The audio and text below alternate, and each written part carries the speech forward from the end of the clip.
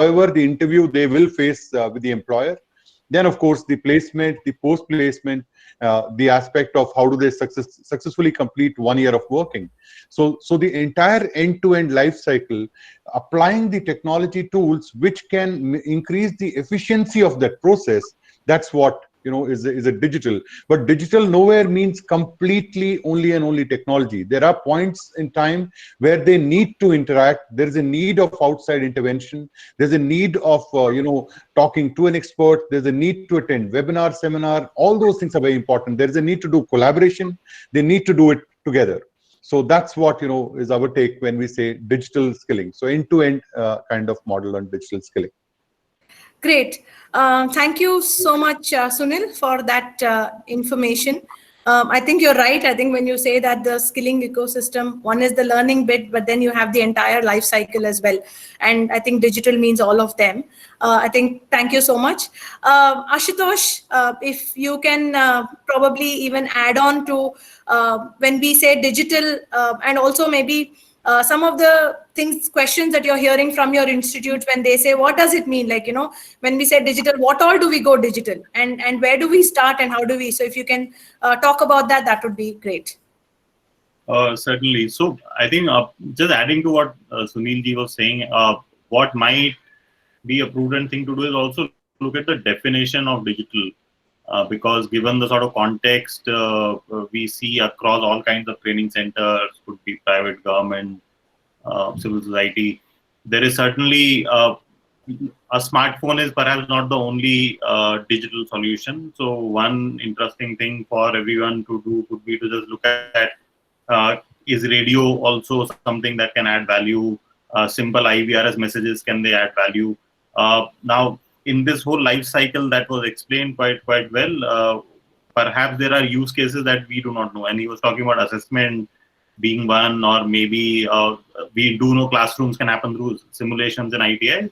AR, VR is also a virtual reality is a big possibility for any sort of trade instruction. At the same time, can we look at other ways of, so when you talk of training young women, we do know parents play a big role, and can digital offer a slightly easier solution to stay in touch with parents? When we talk of, in case students are unable to come to the classroom and they do not have the best internet possible at home, are there other solutions which could use feature phones and at the same time at least ensure learning is happening somewhere or the other? I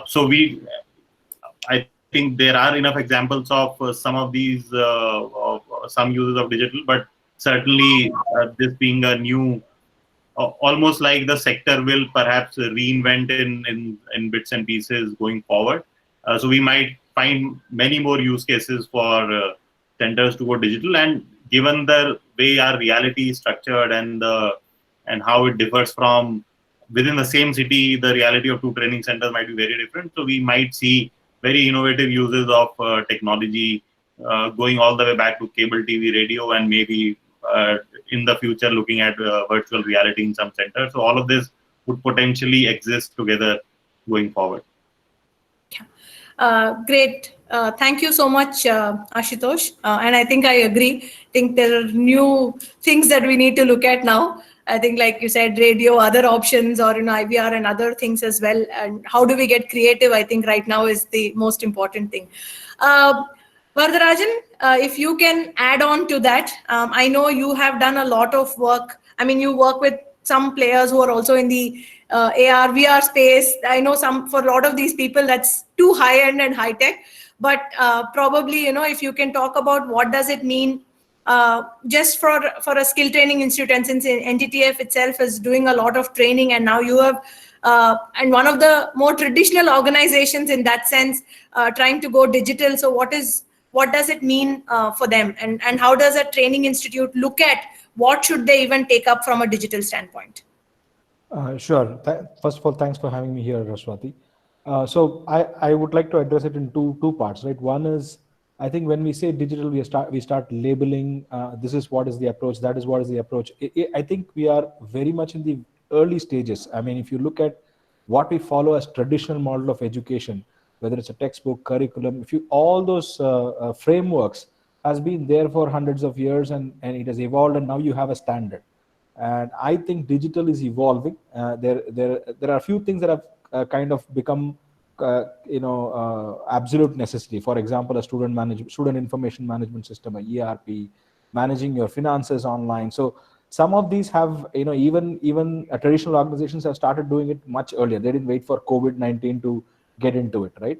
So digital, I mean, I broadly break it into three parts. One is, let's say digital for learning, digital of learning, and digital in learning. So if you want to break it into three parts, digital for learning would be, your ERPs, managing the learning, right? For managing the learning, for managing the institution, for managing the students, communicating with parents, all the processes that go around actually conducting the learning. Digital of learning, that is all about pedagogy that you have to build, the approaches that you have to build to to induce the digital thinking or digital way of storytelling into the teaching learning experience. And then there is digital of learning, which is actually your policies, the tools that you use for learning. Basically, you have lots of tools. Depending on what kind of learning approaches you want, there are lots of tools. There could be peer learning tools. There could be immersive learning tools like augmented reality, virtual reality. I think we are only a few of them have come to a kind of I would say a benchmark level. You have video conferencing today or a virtual classroom today. Thanks to COVID, you have that kind of, people are across the world, people are appreciating what is video conferencing, what it can do, what it cannot do, what are the limitations to it. I think to a large extent, even any traditional organization is starting to appreciate it, either because they are starting to do it, or because their children are being asked to do it at school, right? So either as a parent or as a stakeholder or as a faculty or as a student themselves. So people are, thanks to COVID, we have seen it for the last 1 month.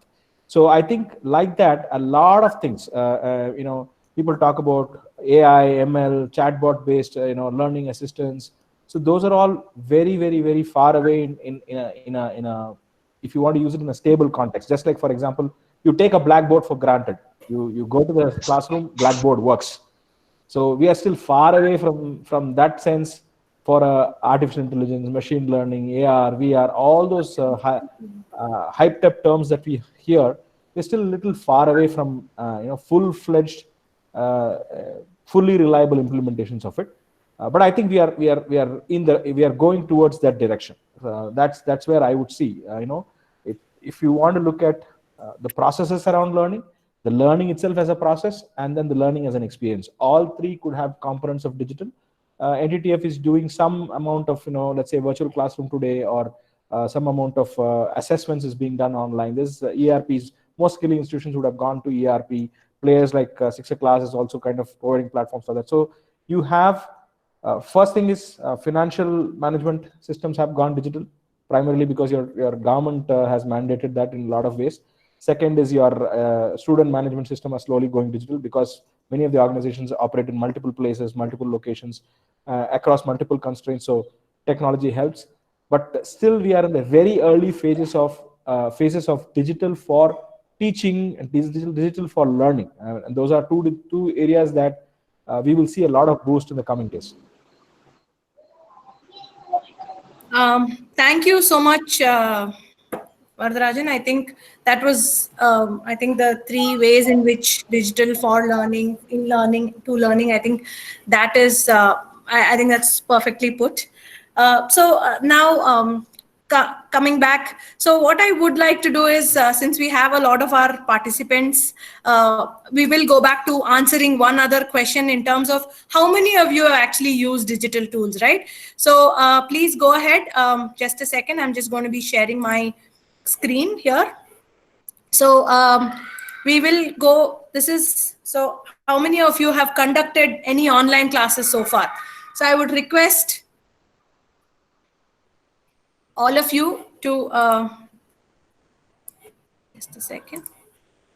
Yeah, I would, yeah. So also please, one request, I think a lot of people are going ahead and presenting. Please don't go ahead and press on that present button, because that's something for us to do. Even if you do, immediately unpresent. So make sure that you're not. Here is the question. So what I would request all of you to do is go into menti.com, use this code 268405, and please respond to if you've been using, are you conducting these classes, and how are you doing that?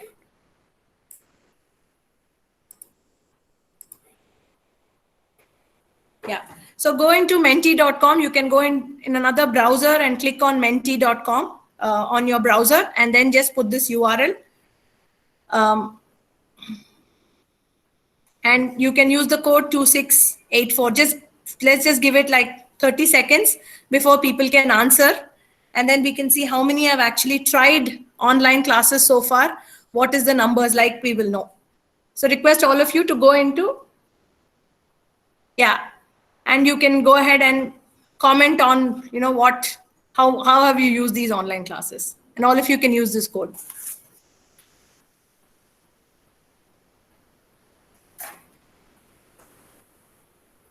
Ma'am, please repeat code.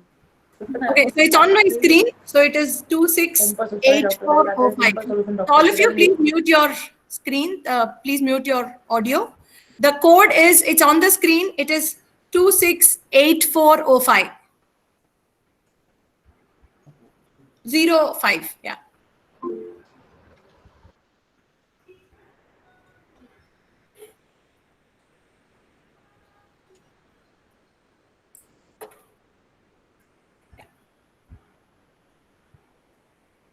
Okay. Great. So I think we have now gotten a good idea in terms of how many of you have conducted, I have done online classes. So good percentage of you seem to be, trying the thing. And there are a lot of you also who've never tried an online class. And some of you have tried it and want to get better at it. So that's a great thing to hear, that some of you want to get better at it. So let's now move on to our next question. So that we can now go ahead and discuss what does it mean. For those of you who've already conducted online classes, maybe later we can hear your thoughts there. But for all of you who want to get better at it, and those who have never tried it, let's dig a little deeper and then understand what that means. So let's go into our next question. Now with the entire COVID pandemic, most of the centers are shut, and all the trainers are in different locations. So now how do we think about conducting these classes, and what happens when our content is not even digitized? So how do we think about content to get digitized? Because if you need to take online classes, I think the first thing is to have some content in a digitized format. So how does one think about that? And how do you coordinate? Because trainers are all online classes. And also because that we are, and how do we go about conducting these classes? Sunil, if you can start with answering this question. And I think you will have good insights in terms of this, because you're already conducting classes or taking training of trainers for how they should think about this. So it'll be great to hear from you. Yeah, thanks, Swati, once again. So let me, share our, I would say, learnings, because, what happened was the day COVID hit, and, when we went into situations like lockdown, we were, I'll give you two sides. One side, we were working with the skilling NSDC centers, which are all skilling centers, and, we were running programs there, and suddenly all the centers were stopped. And then the whole point was the other issue was going to hit everyone, which is what happens to the trainers and what happens to the skill development center itself. Because, in the skill development centers, there is a linkage for the payment coming for the delivery, and then and delivery should happen. Only then, the financial cycle moves on. But in this part, as you put it, we did have a digital solution, but which was before COVID situation was getting delivered in the classroom. So it was very important that we train, trainers quickly in terms of how do they handle this situation, because ultimately it is one trainer and 30 students, and how can they connect using different kind of tools to deliver that 1 hour lesson. Now in this case, I again repeat, there was some part of it was already digital, so, and some part of it was face to face.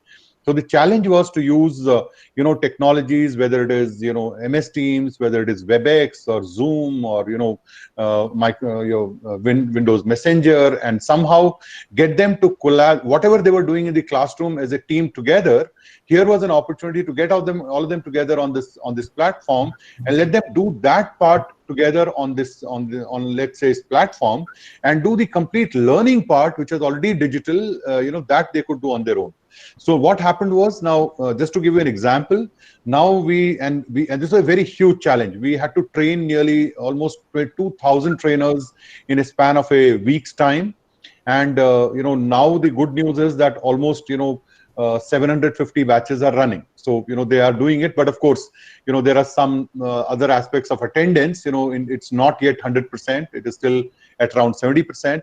But however, this was one part. But I must share the next part, which was more, which became a kind of challenge. So this was regarding schools. We work with NCERT and CBSE, and the challenge here was that the student may not have a very good device, may not have a high bandwidth, may not have may not be having even a phone of himself or herself. They might use it either their dad, some mom, or some cousin, or something like this. And also the school system may not have a digitized curriculum. And now this was a big challenge, not only for schools but also for skilling centers when they have to deliver the domain training. Since Wadhwani Foundation, we were doing the soft skill training, it was easier. But when it comes to domain, it had to be worked out.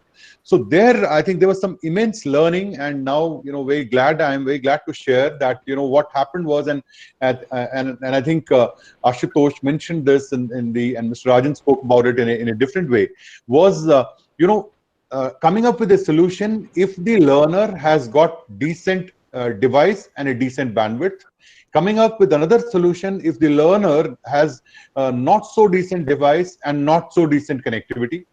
But unfortunately, we don't have the final one, which is the learner doesn't have any connectivity, because there is something required at this point. So what came to and I must share this, when it came to all those areas where there was no digital content as well as no huge connectivity, it started off with only WhatsApp. And with the teacher, even a political science teacher, or a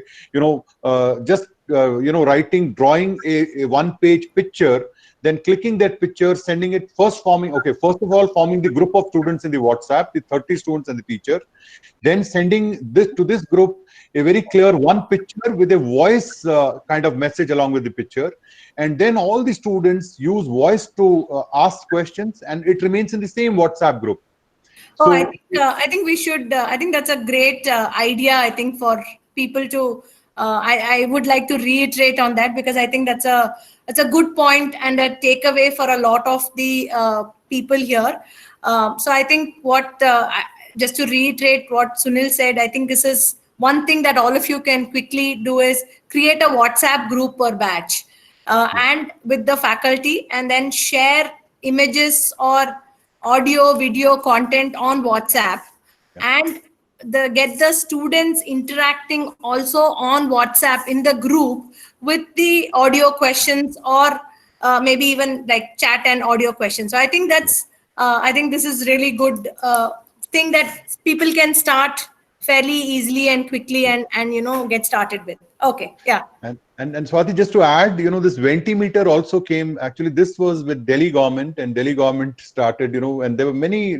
Actually, what new thing was that the NCERT decided that let's leave the innovation to the teacher, and it was a big decision, by the way, because when everyone said that let's standardize it versus saying let's leave the innovation to the teacher, just leave them with a WhatsApp group and let the teacher innovate. And and there it started off. Then the Ventimeter came in. If suppose question answer was to be done, the teacher would put that. and then the question answer would happen. But WhatsApp group also there's a way you can put a question, and as simple to complex. Simple was on WhatsApp, student writes his roll number and writes the question number and say his name, roll number, and the answer. But of course, that did not generate an Excel table.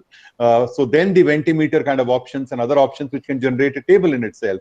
So now, like this got really started off. But the good part is that while everyone in the beginning were slightly worried about how will this happen, but now after a month's time, we are seeing lots of sharing of teachers, and a huge content repository is getting made, for every subject, for every lesson, and it is co-created by all the teachers of the subject at different parts of the country. And now we are working with NCERT to, put it in a kind of repository on the NCERT website, so that teachers can do it. This was just an example, so I don't want to go on the NCERT way. But that's how the delivery was done. So both the sides, the technology side as well as this side. Yeah. Okay, great. Thank you so much. I think that was a really good, I would say, an example as well, and how it worked. And I think that is more required for the audience to basically understand what is it that they can do, and how can they utilize technology in these small ways and make the impact happen. Ashutosh, coming to you now. What has been, because I know you also work with a lot of ITIs, I know you work with a lot, and ITIs is, technology for them is extremely hard because, they are more traditional again in that sense. So what is it that you have seen? Have you built any digital content? Also, another question to our three panelists, are there any repository of content available? I heard Sunil you say NCVT, which is the school content, but what about skilling? Are there also anything in the skill development space where there is content available? If you can also list, and if there are other ideas that has worked, then we'd be happy to know it. Yeah, please. Sure. So I think I just Swati, just to answer that one part, sorry Ashutosh, just on the skilling part, there is this the whole eSkills India portal, which has been launched by NSDC, has got a lot of content, in terms of free as well as paid content available for anyone to use. Sorry Ashutosh, I just wanted to close that just before we start. Please go ahead. Sure. So thank you. Yeah. What we did was one thing was, this came as an emergency, almost like a surprise for everyone. So we didn't actually push digital content. So Quest has a lot of its own content. We have an app now on Android Play Store, Quest app, that people can use. We didn't push it with trainers. What we did was we started doing Facebook live sessions with our ITS students, and ITS in Bombay, Delhi, Bangalore. They were able to view these sessions easily. They were participating, more young women than men. Then we slowly expanded it to Karnataka, Tamil Nadu, Gujarat, and generally a lot of excitement was there. We were still not pulling trainers into this mix because we realized that trainers need, one, they themselves have perhaps a lot of worries about not just their jobs but families, children, health and safety of just personal well-being. So we thought, let them take some time. We gradually started talking to some of our NGO partners and seeing, can we now move the whole training virtual? In ITS, it is, as you're saying, it's slightly harder to do because you can easily get a permission from the state, and the state mandates every trainer has to come for a virtual training. But will the trainer make use of it? No one knows.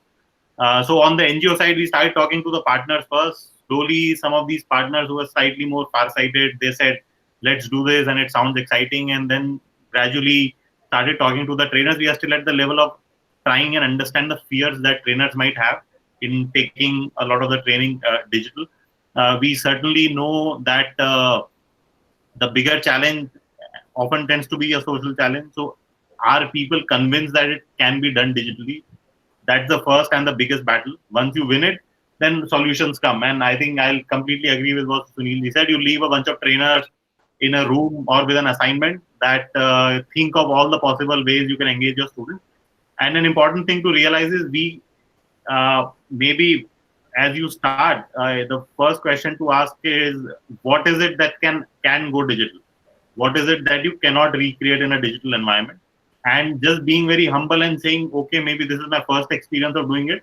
For the next 3 months, I'll only do 20% of it digital, 80% let's see what happens. Even if I have to call my students once in a week, let me just do that, give them some personal mentoring, and slowly hit and trial and you improve. I am assuming a lot of centers are also not able to invest upfront in technology.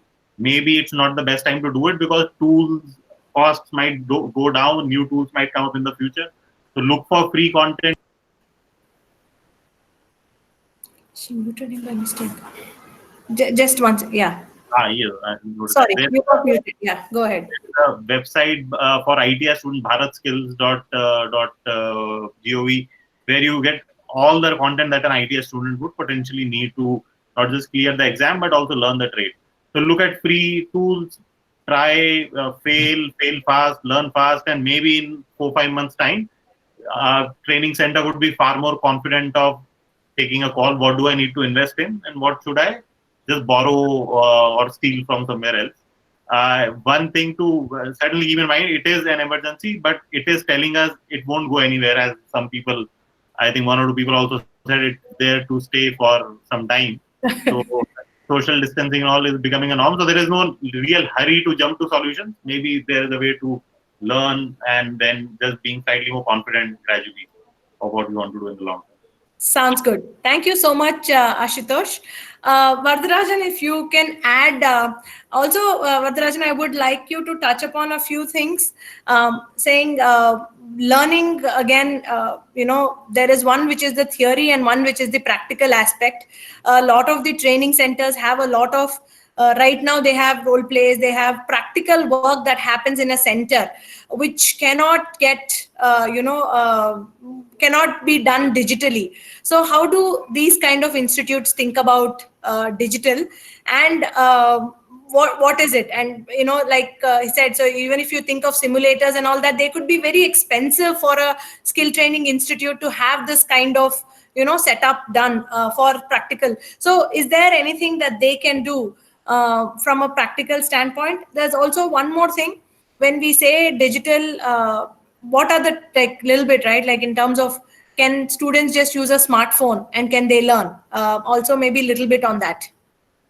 Sure, Swati. So I think I did see a lot of questions coming on the chat about whether everything practical also can be done. So if you're framing the question as, can it be done digital? Answer is yes. If you're asking the question as, can it be done now? Can I go tomorrow and start it? The answer is probably no. Right, so there is technology. A lot of that is still in an experimentation phase. I would say, see, NTTF has been conducting, let's say, digital or virtual sessions, virtual classrooms for 7 years now. And even there, we used to have an SME sitting in one center, and then we used to stream it live to all other centers. People used to come and congregate into a classroom, and you still need to stream that video into 7 places, seven different screens. That's it. But the aspects of making sure everybody came, attendance, all of that happened outside of it, right? So if you are looking for a substitution for that, I need to be able to get all the class students. I need to be able to see all their faces. I need to be able to take their attendance. I need to know whether they're nodding their head or not nodding their head. I need to pick a person and ask a question. I need to be able to, in a classroom, you can walk up to them and ask a question. You can even if they're sleeping or not, napping, you can just shake them up. But that's not, see, those are the things that we need to understand. That's not possible here. And right now where we are, I think it is an opportunity to experience digital. Every institution will have its own method of approaching it. Will have its own way of approaching it. You will find your own new norm. But this is the time to, if you have not started already, this is the time to start. This is the time to experiment. As Ashutosh was saying, fail, try different experiments, let fail. And as Sunil was saying, let the teachers innovate. We had moved to Microsoft Stack last year, and but our webinars, our virtual classroom still happened, in a Zoom or some other environment. And what happened with Zoom suddenly, had the organization think, do we need to go to Microsoft Teams? Good thing is we moved to Microsoft last year, and every faculty already had an ID. But then the fact that they had used Zoom, people had familiarity with the mute icon. with the video icon, with the, and we saw a lot of people here, by mistake they were presenting, by mistake they were unmuting. So these are the new experiences or new things that you need to be aware when you are attending in a virtual way, right? Coming to practicals, there are, content and practicals. Let me put it this way, right? Content, yes and no. Again, if you're looking for exactly what fits your curriculum, what fits your syllabus, you have to, you have to start the journey, and eventually you land up there. Some of the content might be available, some of the content might be licensed, which will cost you. Some of the content might be free, some of the content might not be there, you have to create it. So you have to start the journey here, right? There are good, the good repositories, even Ashutosh and Sunil shared.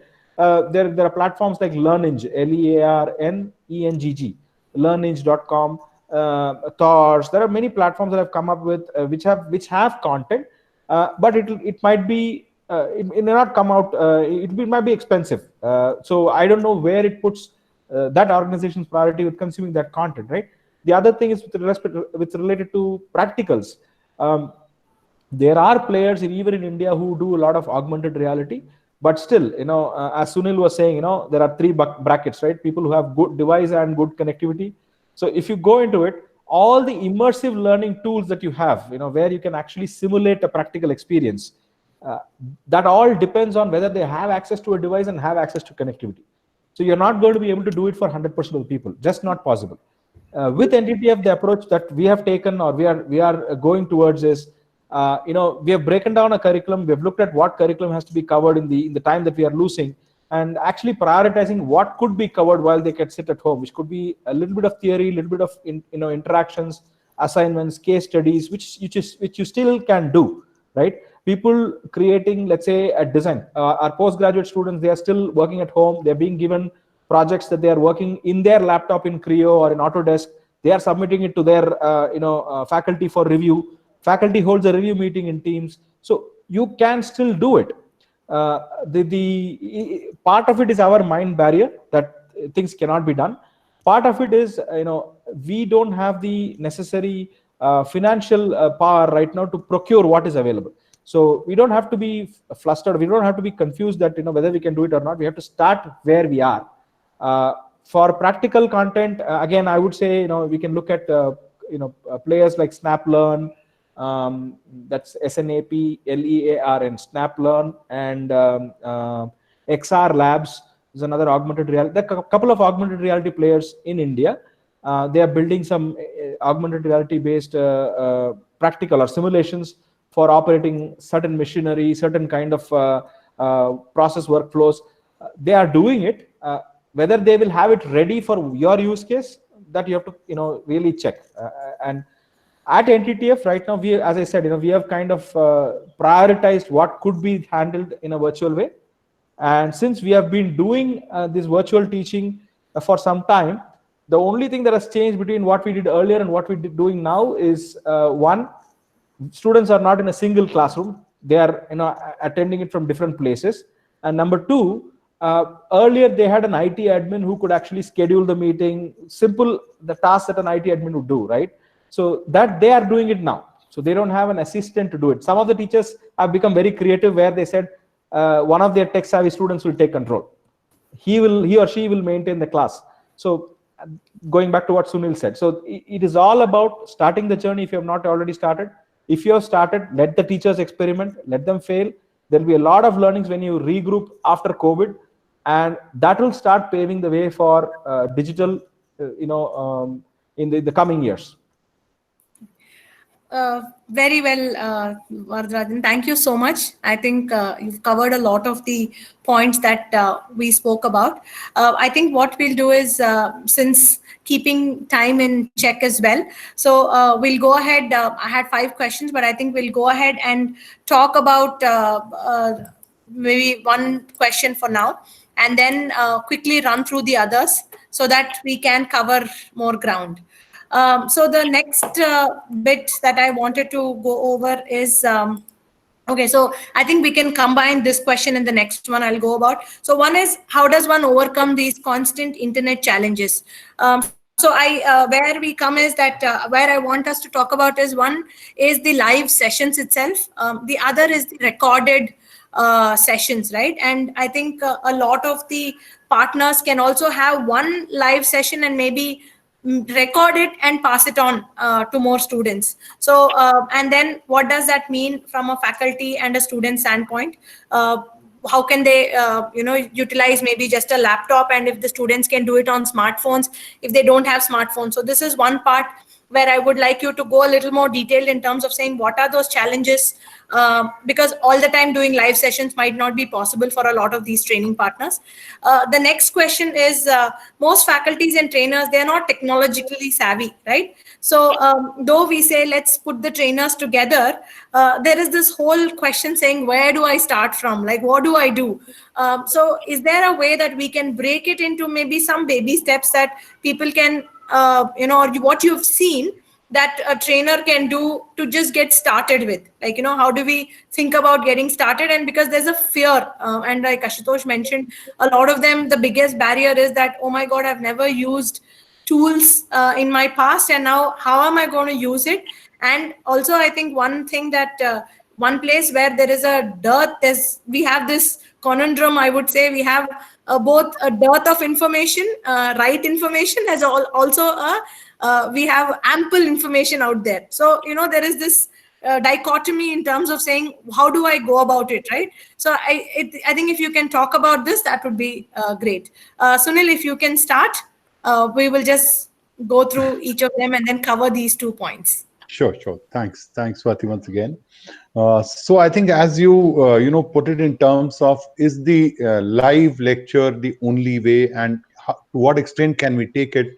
Well, I think your question itself has the answer in it.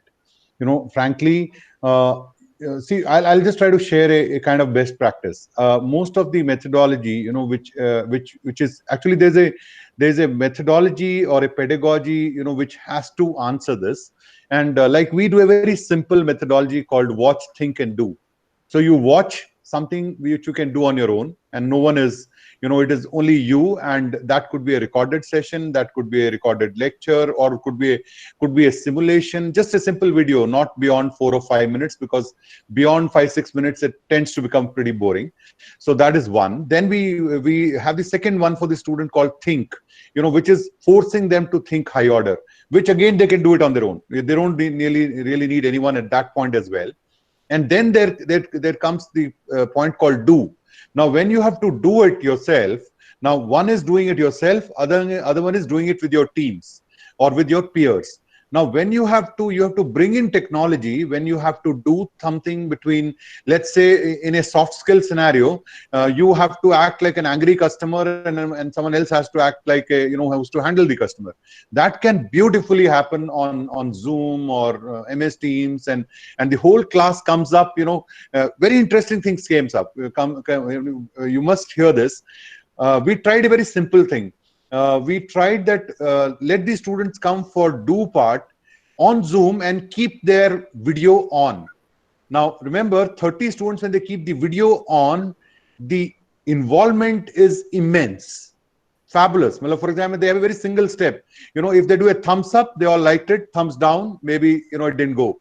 So a lot of learning started happening like this. However, so what happened is, you break the learning methodology in a part that only a portion of that is requiring everyone to come together, and not otherwise. And the whole thing is recorded for those students who missed it or somehow could not hear it, or there was some problem. So the whole recorded session is sent to everyone, anybody and everybody.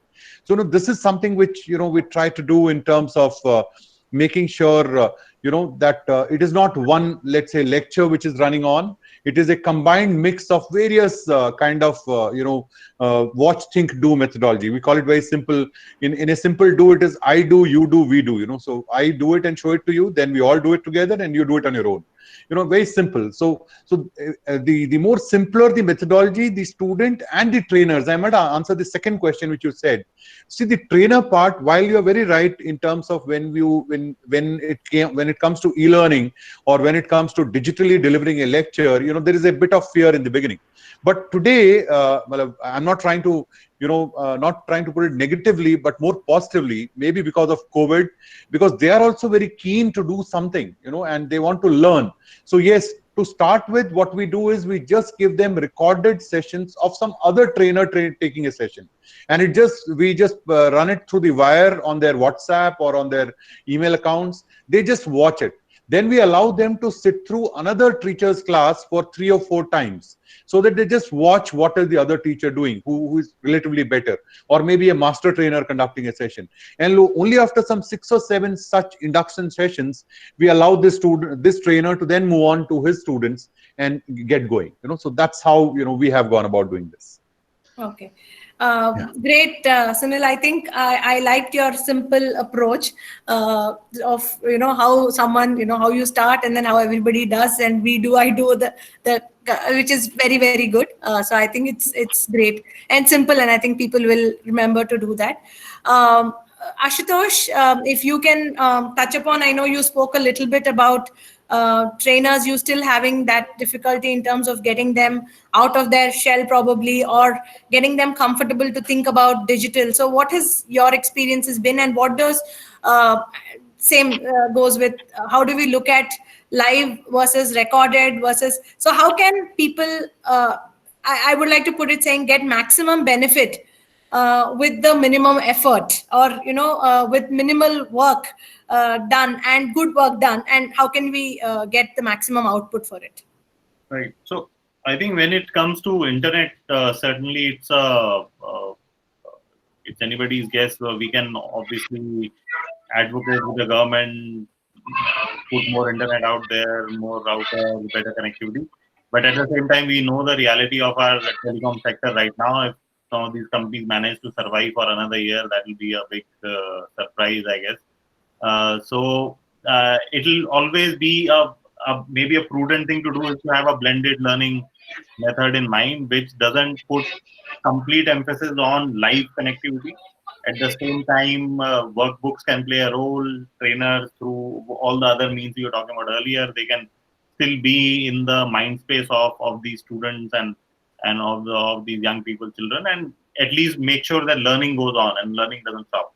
That brings me to the second part of the second question. Now, trainers certainly have become, and it's in a way it's counterproductive, because on the one hand, you would imagine with great technology, can learning become human free? So can the whole idea of learning be outsourced to technology? We know it can't. The need of a trainer is perhaps more now than ever before. And it is also time to put a lot of emphasis. Now, an example which I think Varadarajan was talking about, and we saw it just on this call, that it is going to be difficult when people log in. They will click on the wrong buttons. They will perhaps unmute themselves. And I don't know if you see some of these videos floating on Facebook, how official meetings, all kinds of funny things are happening. People forget to switch off the camera, and all kinds of accidents that can happen at someone's house. Now, all this will happen as long as trainers know that there is no harm in failing. There is no harm in people laughing at you, making fun of you, and you will slowly learn these tools. This is almost like SBI, almost officers close to retirement learning technology just a couple of years before their retirement. It's a very similar scenario, because we are talking about tools which can be fairly complex. Just a simple Google Hangout call is not the easiest thing to manage. The amount of effort you have to do in muting people, we are all seeing it. So I think that's where trainers need to go back to what they tell students specifically when they're talking about how do you learn English. Don't be shy, just speak, let people laugh at you, let them make fun of you, and slowly you will learn. You will make mistakes. And this is also in a way alien pedagogy for us, for a lot of trainers. There are institutions that have been doing a great job, but we certainly don't want to become IIMs and IITs overnight. And it is a journey which will take some effort, as long as they're mentally ready and geared up, and maybe move their own learning online. So slowly, when they start interacting with learning management systems, they start submitting assignments, doing virtual meets, they perhaps get these ideas of how do I do it and I recreate the same environment in my classroom. Great. Thank you so much, Ashutosh. Varadarajan, you would like to add? Yeah. So this, yes. Yeah, the two questions that you asked. One is about the internet, equity of access, right? Yeah. So equity of access is basically, I mean, there are only two ways you can react. You can basically blame something that is not in our control, or you can look at what do we have in our control, right? Equity of access will never be in the control of any training provider. That is something that is a market phenomenon, right? Some people will have different kind of devices, different kind of network, different kind of data plans. All those sorts of combinations will be there. Right now, I mean, if you're looking at the current situation that we are in and the immediate future, equity of access is not a problem that a training organization can immediately solve, right? I will tell you NTTF's perspective to it. One is basically NTTF started giving tabs to students 7 years back. So all the content is loaded in the tabs, and all the content is put to the students in a way that they can consume it from the tabs. Last year we moved the students to laptops, and because it's a technical education, they need to work with some of the creation tools, and tab is a good consumption mechanism, not a creation tool, right? So when they move to laptops, and we are still learning, I mean, we're still learning there are a lot of hiccups that we have technically managing it, a lot of other challenges that come along with it. But still, one of the good things that happened is, students with laptops, they could get online very fast now.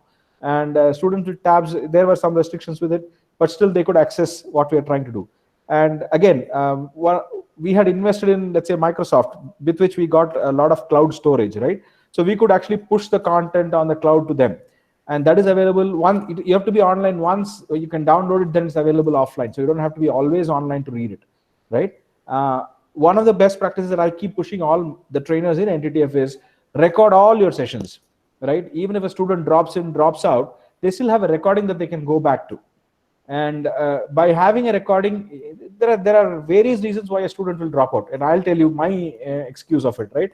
One of the sessions I couldn't be there because that's when the Sabji wala came, right? I mean, that's the situation we are in. I mean, I have to get my week's produce, or I have to step out of the meeting. There's no other choice. So there are many reasons why somebody will drop off. One of the things is you're moving out of a captive audience. In a classroom, you had a stick approach, everybody listened to you. You are a captive audience. This is the best opportunity that teachers have to actually have a non-captive audience and see how good they actually teach. If you can get all the 30-40 students on a call without any excuses, participating with you, collaborating with you, answering all your queries, and you're basically becoming better as a teacher, right? Rather than looking at, I'm afraid of technology. And there are some beautiful tactics some teachers followed. Some of them were actually scared of technology. So, they assigned one student in the class. Even though he's a student and attendee, they elevated him to be a presenter. They just asked the technology team to help them. How do I make him a host or a co-host? And that student was in charge of muting, unmuting, taking attendance. So all their, non-core activity, which is activity beyond what they're supposed to teach, all that they actually beautifully, creatively, assigned it to somebody who they think is a reliable person in that audience, and they focused more on teaching, right? So there are few learnings that we have had. For example, if you required 45 minutes to teach a content or a topic, using technology, it is actually taking anywhere between 1.25 times or 1.5 times of it. So you have to plan for a 1.5 hour session to get a 45-minute content through, right? So because you'll have technical, your internet can go, your power can go, your students can log off, the platform could behave in a different way. Suddenly everybody's microphone will get muted. There are a lot of unseen circumstances that will happen. So we are still in the early phases of experiencing that. Don't plan for perfection. One of the key things that I want to highlight here is a lot of people think that if I want technology, I can get it easily, right? It's not that way. You have to understand, if you want to build a house, it takes anywhere between 12 to 18 months to build a house.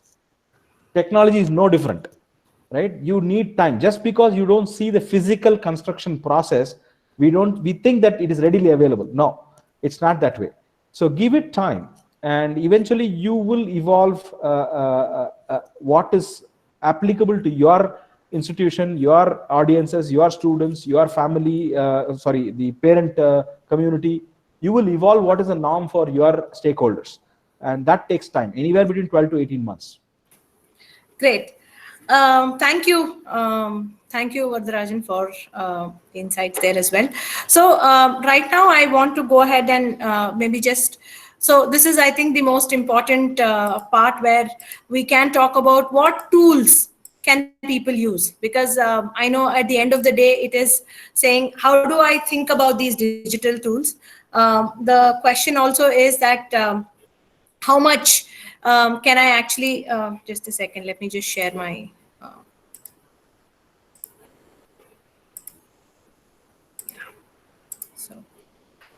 so now it is, how do we think about digital tools?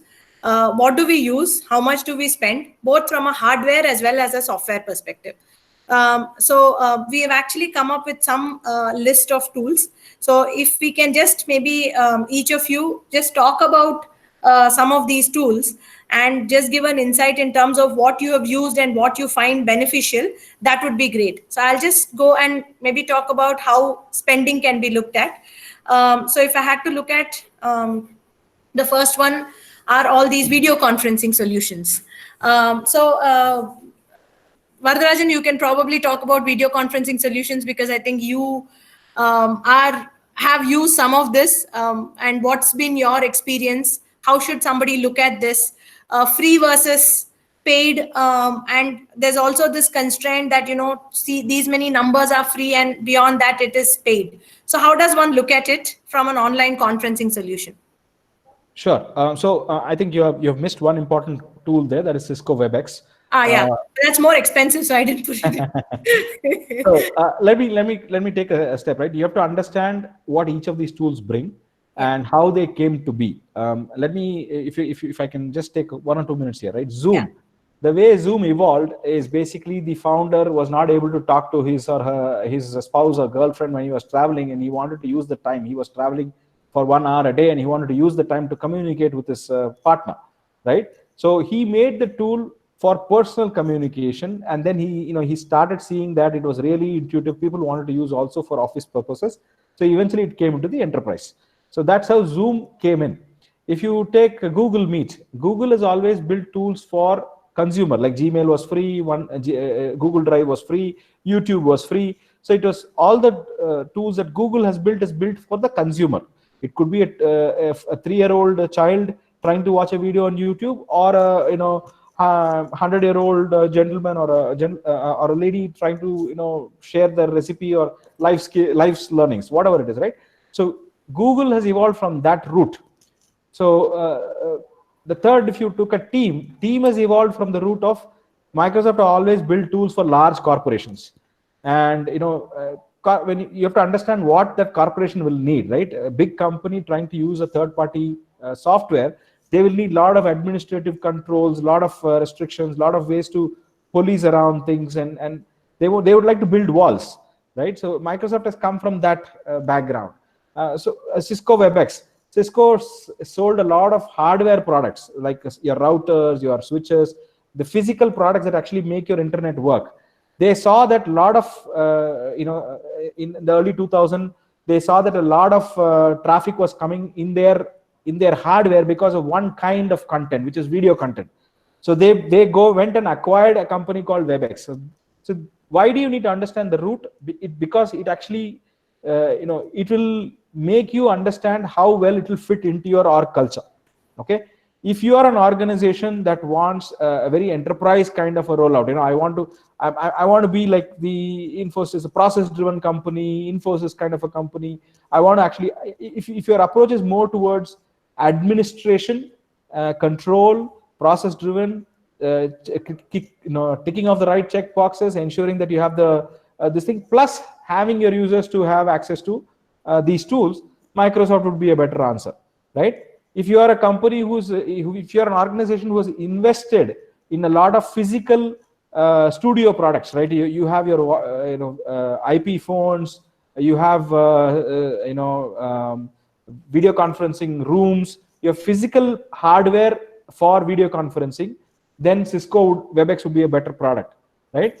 If all you need is just right now for COVID, I want to get quickly online and start teaching, a Zoom or a AirLearn or a Google Meet will get you going. So it's depending on if your choice is short term, just to mitigate the risks that you're facing right now, go with some product that just gives you video conferencing and you can go through. But that, in my opinion, that would be the wrong thing to do. This is an opportunity that you have. Invest in a long-term product. Either go for a Microsoft stack or a Google stack, or a WebEx also has its own stack, Cisco WebEx. Depending on what is your commercial, what is the organization structure you have, I think you need to choose the right product. For example, any K-12 or below or K-8 and below, right? Anybody who has got students from pre-KG to eighth grade or ninth grade kind of mindset, right? Those students, Google products will probably fare better, right? Anybody who has a K-16, diploma, post-diploma, engineering, higher order skills, right? Microsoft stack will fare better in the long run. I'm talking about. So I think first, invest for long run, get into a tool.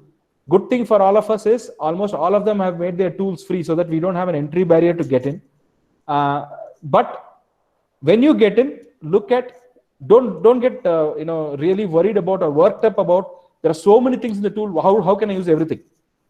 Your goal right now is to focus on one thing, which is delivering the classroom virtually. Just focus on that, and eventually the product usage will evolve in your organization. I'll give you my example quickly to close. We had Microsoft Team in 1 meter is equal to 10 decimeter. Sorry, go ahead. Yeah. We'll continue. We had Microsoft Teams in NTTF since last year, as I told you, right? But we did not start using it for virtual classes. People who are comfortable using another tool, we continue to the tool. It came in as a substitution to what the organization needed at that time, email. That's it. So we brought in Microsoft only for purpose of migrating our email to a different server. That's it. So eventually the opportunity came now to explore the other side of Microsoft Office, Microsoft 365, which is video conferencing. So wait for that opportunity. Right now, choose a tool based on what fits your need. I mean, if you want short term, Zoom, AirLearn, these are all short term. If you are dealing with younger audiences, a Google Stack would be better. If you're dealing with older audiences where there is a lot of creation involved, authoring involved, Microsoft would be a better option. If you are having a lot of physical video conferencing setup hardware in your institution, Cisco would be a better option. WebEx, yeah. Okay, thank you so much. I think that was really, and thank you for sharing. Even I had no clue in terms of how it started. So that was great to know. Thank you for that insight. So I would like to go into the next one, which is the screen recorders. Because I think one is to have, even to have digital content, you need, either you need to have a presentation or to have recorded. So here I'm talking about more in terms of the recorded solutions. There are also these screen recorders. So Sunil, do you have any experience on these? Can you talk a little bit about the screen recorders that can be leveraged by these training institutes? Sunil or Ashutosh? Any of you? Go ahead, Ashutosh. Please go ahead. My exposure is only on Bandicam to an extent, but not much beyond this on this part. But of course, because we have on the screen recording part, because it is only this part we would have used. So I will request Ashutosh to please go ahead. I'm also, I've seen colleagues use Kazam. So what we have followed till now as a strategy is, so there are many trainers in the organizations, and then there are partners who have trainers. So we have told them, basically, you use a tool. We explain what can be done, what cannot be done. And as Varadarajan was saying, don't get overwhelmed by, I have to do everything with this tool. So when it comes to screen recording, I've seen some of my colleagues have used Kazam. Mostly the instruction or the guidance has been, try and use whatever is free. Make sure you know whether it is of real use. Sometimes you just take a tool because you see something on another webinar and you want to now recreate, and then after that first recreation you realize now there is no use for me for this particular tool. I'm not very sure of the other four, but the principle at Quest, what we have followed is, let the trainers take a call. So we realize some of our trainers are making presentations even in video calls. there was very little interaction. So they decided to increase the attendance and maybe keep the interaction to text. They started using Facebook Live, which got them far more. There's the number of students who are on Facebook, and it's so easy to join and see these videos. We have also experimented with YouTube sessions, which are for a much larger audience spread across the country and not necessarily people who know us. So just put your session on YouTube, a live session, and let people comment on the chat, because that takes care of a lot of other issues of mute and all everything else. So I would say maybe in screen recorders also, whatever is easiest to use is handy.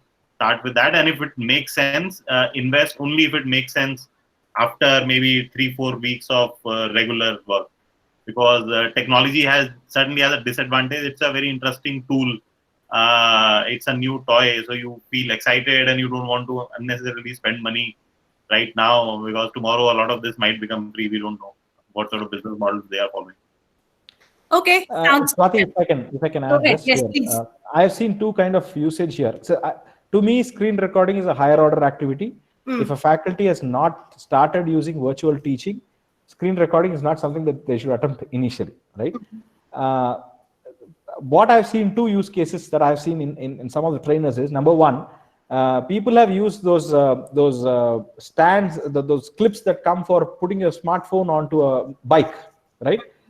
They have positioned the smartphone on it, actually made it look at the screen, and actually recorded it. Okay, so this is something we can, instead of using tools, they just position the camera of the smartphone onto a place and then do whatever they want to do, record it and share it. This is one thing that I've seen. Second thing, what I've seen, which is very interesting, a couple of trainers did this.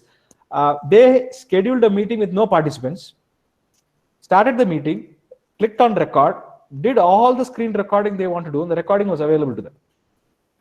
Right? So it's basically like right now you're recording the meeting.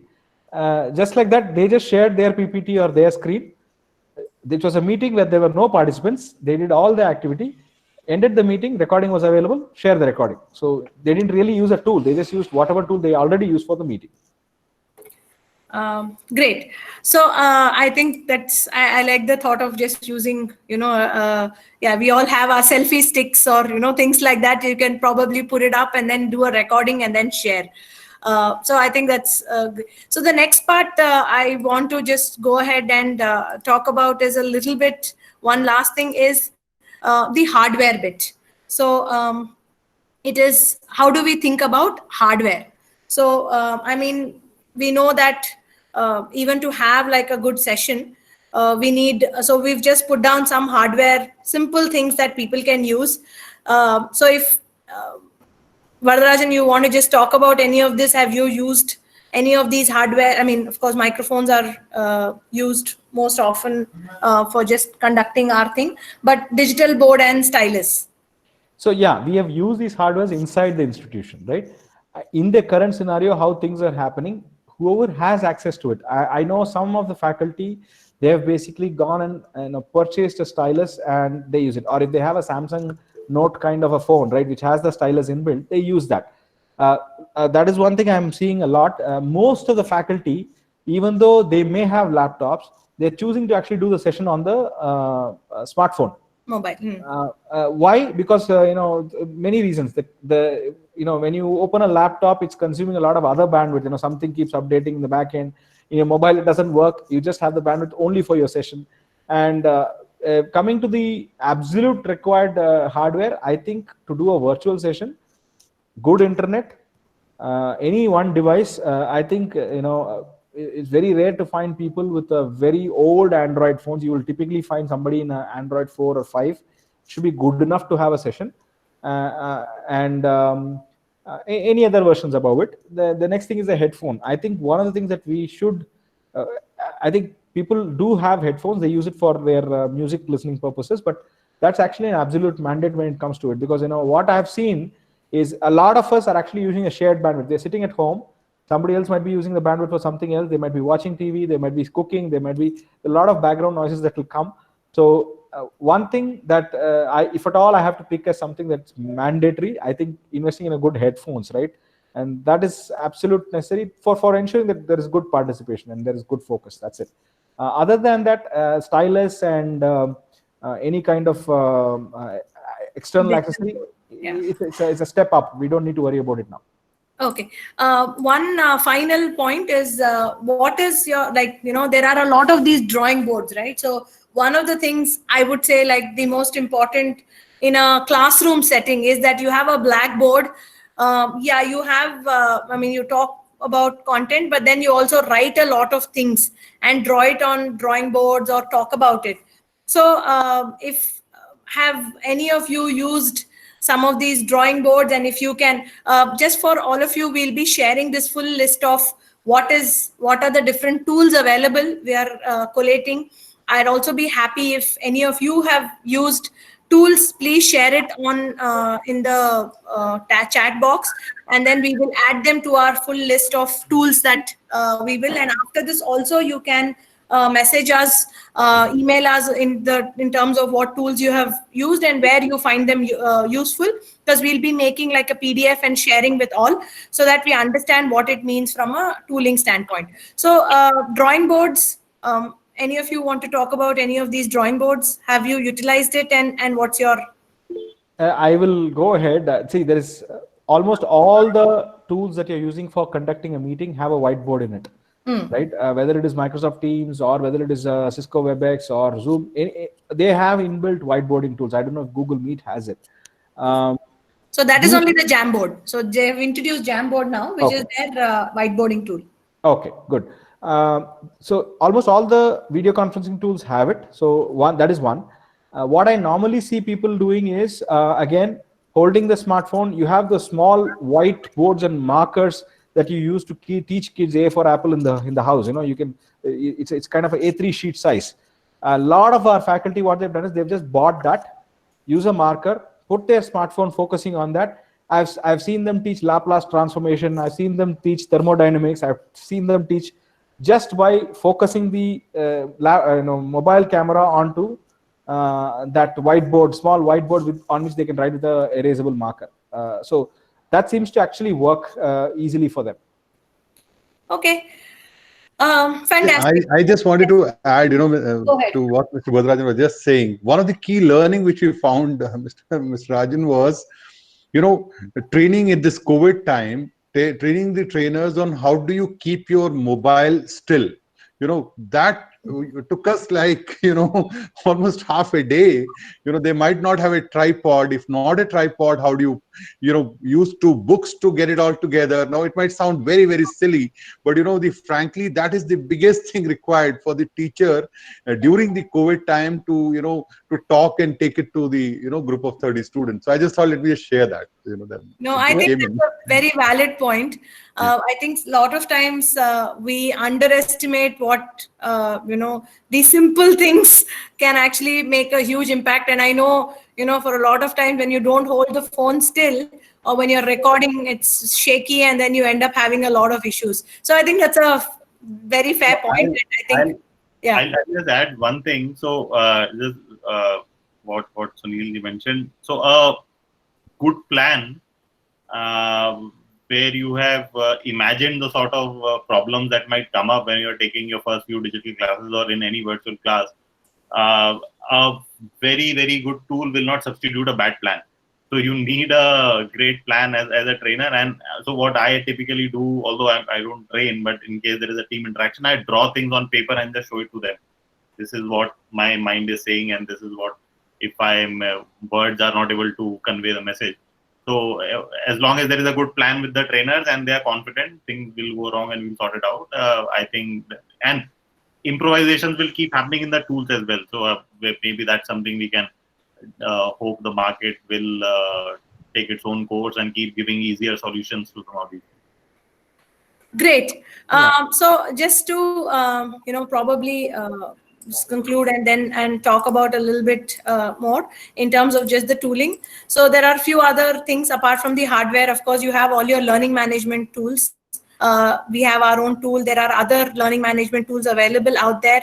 And I think the other bit is the assessments tool, right? So where you can actually take in assessments, especially in the skill development, as well as in educational institutes in general. So I think these are the other tools, and then we will be sharing, like I said, we'll be sharing a full list of all tools available, and polling solutions like how we used menti.com. I think it's so if I had to break it into 2 or 3 aspects, one is of course the teaching aspect, the other is the student engagement aspect. So I think if you have polling solutions, then engagement becomes better. So I think that is and menti.com or other solutions like this the pooling ones will actually help you have a better conversation with them. And yeah, so finally, I'm just going back to our point of how many have taken online classes or have done it. I think for the 25 of you and the 20 of you who've tried it and want to get better, and those who have never tried it, I hope this helps you in terms of getting a better understanding of how you can conduct classes. Finally, I think this, again, going back to this, I think this COVID is here to stay for a few months. And I think we are going to continue seeing this. But just taking in from all the points that our 3 panelists said, that one is, I think it's about getting to that experimenting phase and trying out things, making sure that we at least get our hands wet or get our hands dirty with some of these tools, try it out without the fear of failure, and then see what sticks for each, because each has their own ways. And one thing that I think I have realized, at least in the technology space, and I think all of you would agree with me, that there's no one solution that has all these things. So it's a mix of all, and it what fits for each of the partners in terms of what you're looking at, what you're looking at getting out of this whole situation right now. So last, I think one I want to do right now is just answer some of the questions that people have posed in the chats. And then once we answer those questions, maybe 5 minutes, then maybe last few sentences from each of you. So I think then we can wrap it up. So I'm just going to quickly go over some of these questions that people have asked, at least just take what are the most important ones. I think some we've answered in terms of how does practical assessment or practical sessions work online. Like Varadarajan said, that you can, and I think it's about seeing what one can or cannot do. The other part, I think the question is in terms of what are the assessment platforms out there, online assessment platforms. For any of you have used any online assessment platform, so we have Sixerclass, where we have given out our assessment platform for all. But anything else that you want to talk about in terms of the assessments? Sure, Swati. One is actually, there are quite a few. If you are starting for the first time to do digital assessments, I would suggest that if you already have a product like Sixerclass or an ERP product that you're already using, chances are they will have some kind of assessment or survey tool already.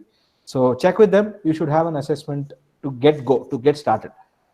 Second thing is, if you don't have any ERP tool or any kind of tools that you already use, easiest way to start with a very lightweight would be something like a Google form or a Microsoft form or a Sixerclass assessments or a TestPress, right? So some of the tools that can easily get you started. TestPress is the other product that I said. Okay, great. Okay, so what are the other questions? Just a second, I'm just going over any other questions in terms of, okay, I think we've covered all of them. Finally, I just want you to conclude, each of you. Sunil, if you can start with your conclusion in terms of closing remarks. What is it that finally, maybe 1 or 2 sentences, or what someone can do quickly, easily, better? Yeah, sure. Thanks, Swati. First of all, thank you so much, for giving us this opportunity to come together and, share what we all thought, and special thanks to you to putting this all thing together. And I think at an overall per se, what we can see is that yes, be it COVID or non-COVID, but maybe more because of COVID, we are seeing a challenge in front of us. And good part is that, this is not only ensuring that we solve and we fight this challenge, but it is defining the new normal, and that's the direction we are all moving into. And I think the way I see it is, in terms of the way we are all poised today, in terms of the learning space and the education space, there is going to be definite a definite technology intervention, and maybe for the good. So the aspect is, whatever can happen through because there'll be new normal which will get defined, and I think we'll all move into the next new normal. So all the best to all the participants. In case you need any help from us, I represent Wadhwani Foundation. We are more than glad to share anything, in terms of learning, LMS, content, question answers, linkage, government, non-government. We do almost, try to do almost everything possible. So feel free to reach me. And thank you so much. Thank you, Swati, once again. Thank you, And thanks, my dear panel members as well, Varadarajan, Ashutosh. Thank you so much. It was a real pleasure. Thank you. Thank you. Ashutosh, few words. What is Sure. it? So just to add again what Sunil said, I would say don't invest in content development at all. Beg, borrow, steal, collaborate. One thing for training institutes to realize, this has come as a shock for everyone. So perhaps people's hearts are also much bigger now. Organizations have done a lot of work. So I know for sure Quest has invested a lot of time and effort in building content on foundational skills, which is all digital, self-learning, interactive. More than happy to share it with anyone who wants to use. Save money for things that you might or that might become clearer in the next 3-4 months. Right now, don't jump on the bandwagon too soon and start buying stuff or start investing in stuff that you might tomorrow don't want to use. So we know very soon, even if when centers open, even if when lockdowns are get over, how comfortable are people coming back into classroom. We'll see how learning behavior also modify. So it's perhaps a good beginning. Seminars like these and personal experiences that trainers, organization heads, and training centers are going through. More conversations, I think more networking, just seeing what's going on, how are things being done. And certainly the reality of the time is experimentation has to be done now more than ever. And as I think you were saying, nothing to worry. There are enough organizations who have done a lot of work on technology, and everyone is happy to share. Big companies have made their tools free. I think slightly smaller organizations in the skilling space, they'll be more than happy to share their learnings and share content, share whatever they have developed, and which was perhaps a little protected till now. But now COVID is telling all of us, be more kind, be more open. And best of luck. Yeah, thank you. Varadarajan, final words.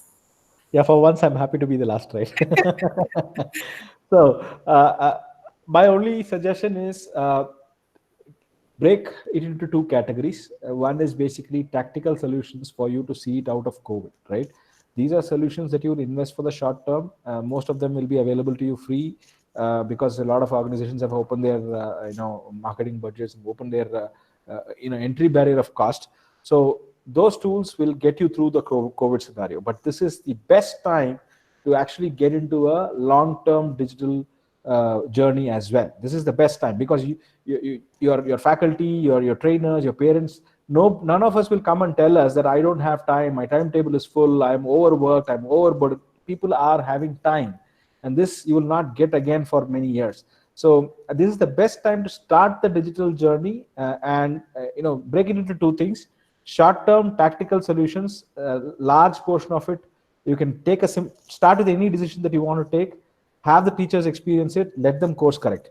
But a long-term solution is something where you can start investing. If you want to do ERP kind of a platform ecosystem, Sixerclass is a good product. There are many products. Depending on where you want to bring the kind of intervention, you should also start looking for a long-term. And one word of caution: long-term doesn't mean jazzy technology. Don't go and say that let's start investing in AR, VR. It's still in an experimental phase right now. So those are technologies that you look at Google or look at Facebook or anybody who's working on AR VR, they're not making any noise right now because they know that they're not ready for a mass consumption. So I would suggest stick with any kind of technology that you want to do long term. Should be your ERPs, your financial management, your students information management, your parent teacher communication apps. So those are the kind of platforms you should start. Right now, no parent will tell you that I don't have a smartphone.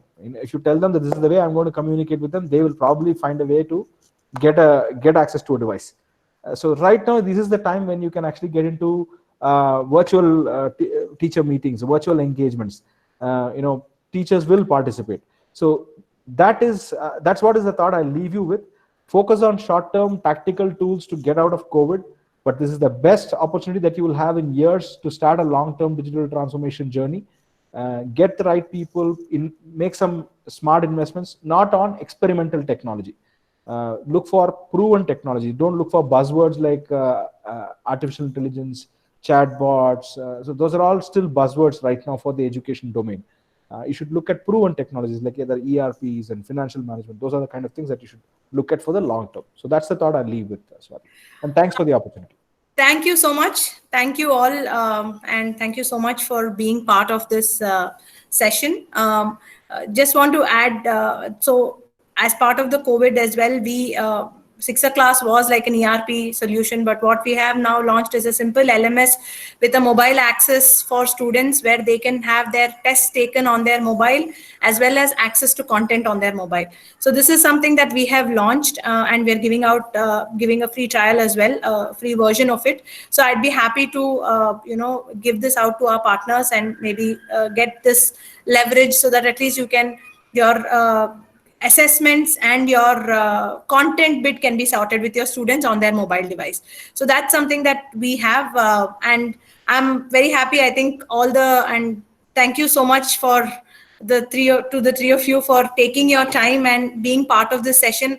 From the comments, I'm seeing that a lot of them enjoyed this session thoroughly, and I think it was very informative. And I think all the inputs that you have given, we've also taken a recording of this, so we will share this out with people. Also, we will give out, so I'll be happy if all the three of you can also share some tools or some things that you have utilized and that has worked for you. If you can share, I'll be more than happy to add it to our stack of products that we are or solutions that are out there, including participants. Like, I see that a lot of the participants have also used technology that has helped them. So I'd be more than happy, if you have something that has worked for you, please do share. And I think we need to continue this collaborative journey. And I think all of you rightly said that I think all our hearts are larger right now. And I think we all want to give. I think that's come out very clearly that giving has become the norm right now. Appreciating and giving. So collaborations have become fairly big, and in a way it is good because when collaborations happen, better things come out of it. So I think we should collaborate, and if there is content available with somebody and are willing to share, please give us information. I'll be happy to share it among other people. If there are tools that has worked, I think together, we'll be able to overcome this and like you rightly said, Rajan, that look at a more digital transformative journey in the coming years. So thank you all. Thank you so much. Thank you, Sunil. Thank you, Ashutosh. Thank you, Varadarajan. Thank you all the participants for coming in. I look forward to stay connected with everyone. Thank you. Have a good evening and have a good weekend. Thank you. Bye-bye. Thank you. Bye. Thank you. Thank you. Thank you so much. Bye. Bye.